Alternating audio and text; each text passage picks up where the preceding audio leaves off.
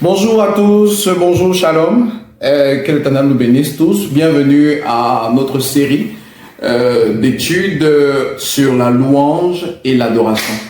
Dans la session précédente, nous avons parlé des formes de louange. Pour cette session, nous allons étudier les formes d'adoration. Les formes d'adoration. Comme les formes de louange, j'ai eu à recenser 3 formes d'adoration que je voudrais partager avec vous pour que nous puissions grandir ensemble spirituellement. Donc, pour les formes d'adoration, nous allons très rapidement commencer avec la première forme qui est tout simplement la vie d'adoration. La vie d'adoration. C'est quoi une vie d'adoration? Généralement, les gens pensent que l'adoration, c'est lié à 2 choses. On a un chant d'adoration, on a composé un cantique qu'on appelle le chant d'adoration, ou bien le moment d'adoration, c'est le moment où il faut se connecter. On dit c'est le moment de l'adoration, et puis chacun se lève, il vient se connecter sur la rallonge de l'adoration, et puis se déconnecte. C'est pas ça l'adoration. C'est quoi une vie d'adoration? Je vais vous prendre un exemple. Je prends un exemple encore sur le mariage. Vous imaginez 2 personnes qui se marient et qui vivent dans la même maison. Le monsieur se lève, il va au bureau, sa femme reste à la maison et puis à un moment, elle lui envoie le message, elle dit « Chérie, je te sens pas. Je te sens loin, je te sens distant. » Pourtant, ils sont dans la même maison, ils dorment sur le même lit, mais elle dit que tu es distant. À votre avis, la distance là est créée comment? Pourquoi est-ce qu'elle ressent de la distance? Elle ressent de la distance pourquoi? Nous allons comprendre. On a eu ce témoignage aussi du pasteur Atoms Bouma qui nous a raconté cet exemple. Et il a vécu cela dans son foyer. Sa femme qui lui disait sans cesse, mon chéri, je te sens pas, je te sens très loin. Mais il dit, mais ma chérie, on a dormi sur le même lit, on s'est dit bonjour, tu m'as servi à manger le matin, j'ai mangé et puis je suis sorti. Comment tu me sens loin? Ramenons cet exemple entre nous et Dieu. Vie d'adoration. Généralement, les gens pensent que l'adoration, c'est composer un chant qu'on veut à Dieu. Non. Une vie d'adoration, Dieu nous a montré comment l'adorer. Nous n'adorons pas Dieu comme nous voulons. Non, j'aime tel style de chant, j'aime telle façon de chanter. Non, nous n'adorons pas Dieu comme nous voulons. Nous adorons Dieu comme il veut. Être dans une vie d'adoration, c'est être constamment marié. Ça veut dire que lorsque vous vous êtes marié, que vous soyez au même endroit que votre partenaire ou pas, vous êtes marié. Et vous devez rester dans la conscience du mariage. Ça veut dire, par exemple, si vous êtes marié à Yaoundé et vous vous déplacez pour Douala, vous laissez votre conjoint à Yaoundé, ça ne vous donne, le fait que vous soyez à Douala ne vous donne pas l'occasion, l'opportunité de faire n'importe quoi. Vous devez rester marié parce que vous appartenez à quelqu'un. Vivre dans la conscience d'appartenir. C'est ça la vie d'adoration. Et notre vie d'adoration à nous, chrétiens, c'est de vivre pour plaire à Dieu. Comme nous a dit 1 Thessaloniciens chapitre 4. Je cite, verset 1. Au reste, frères, puisque vous avez appris de nous comment vous devez vous conduire et plaire à Dieu, et que c'est là ce que vous faites, nous vous prions et nous vous conjurons au nom du Seigneur Jésus de marcher à cet égard de progrès en progrès. Ici, je ne suis pas en train de parler de chansons, je ne suis pas en train de parler de speech ou de poème, je parle d'une vie d'adoration.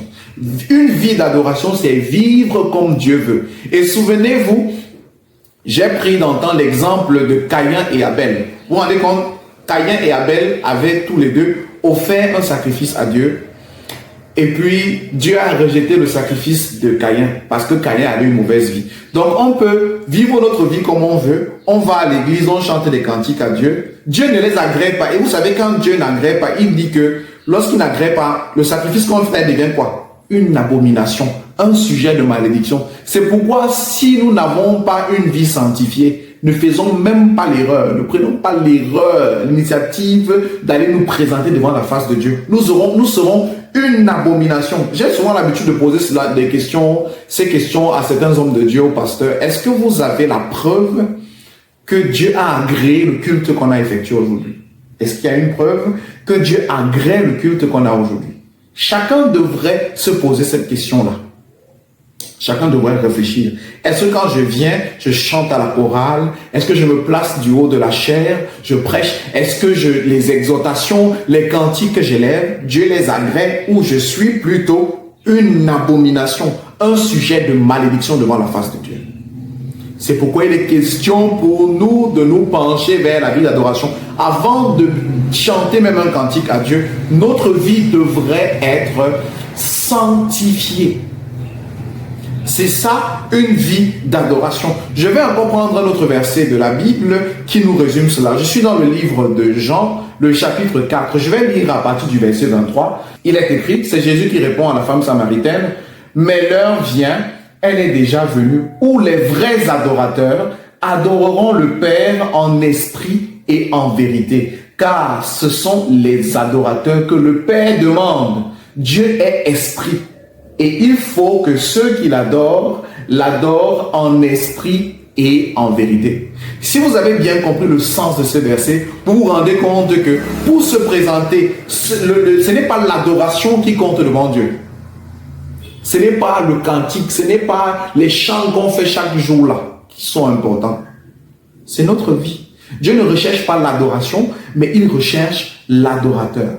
Si tu as une vie sale et tu te lèves chaque jour, tu vas à l'église, même ta plus belle veste, mets ta plus belle veste, chante ton plus beau chant, tu seras une abomination.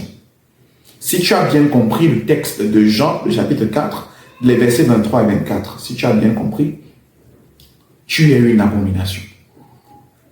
L'étude n'est pas pour, cette étude n'est pas faite pour effrayer, mais c'est pour nous appeler à la conscience, à comprendre qu'effectivement, on a beau se vanter dans des églises, dans des chapelles, on a composé de nouvelles chansons, on a fait de nouveaux trucs, mais en réalité, si nos vies ne reflètent pas ce que Dieu demande, nous sommes une abomination. Et je ne voudrais pas entrer dans les détails, peut-être dans les prochaines études, nous allons voir comment adorer Dieu en esprit et en vérité. S'il faut adorer Dieu en esprit, je vais paraphraser cela. Adorer Dieu en esprit, c'est rester dans la conscience qu'on appartient à Dieu. Ça veut dire qu'on ne fait pas ce qu'on veut, mais on fait ce qui plaît à Dieu. Que nous soyons dans le monde, que nous soyons dans les lieux de travail, que nous soyons n'importe où, on fait ce qui plaît à Dieu. Et en vérité, c'est obéir à la parole. Ça, c'est juste, j'ai essayé de paraphraser, c'est l'objet d'une autre étude qu'on peut approfondir par le futur. Donc, voilà la première caractéristique, une vie d'adoration. Comprenons que lorsque nous menons une vie d'adoration, nous avons une vie conforme à la parole de Dieu, notre adoration devient un parfum de bonne odeur.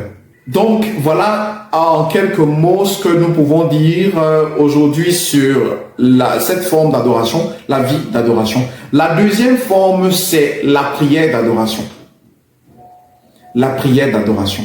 Je vais encore revenir sur l'exemple du mariage pour nous expliquer la prière d'adoration. Une prière d'adoration, c'est un moment où on s'arrête pour dire à Dieu ce qu'on ressent.